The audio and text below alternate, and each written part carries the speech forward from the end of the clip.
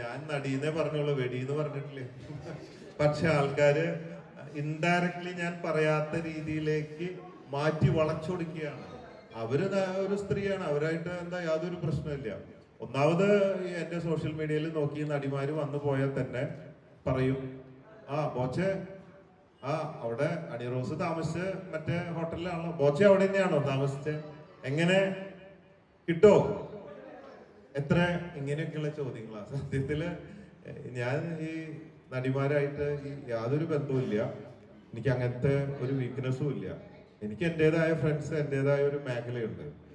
അപ്പോ അവരെ ഞാൻ മാർക്കറ്റിങ്ങിന് ഉപയോഗിക്കുന്നു, അവർക്ക് അവരുടേതായ റെമ്യൂണറേഷൻ കൊടുക്കുന്നു.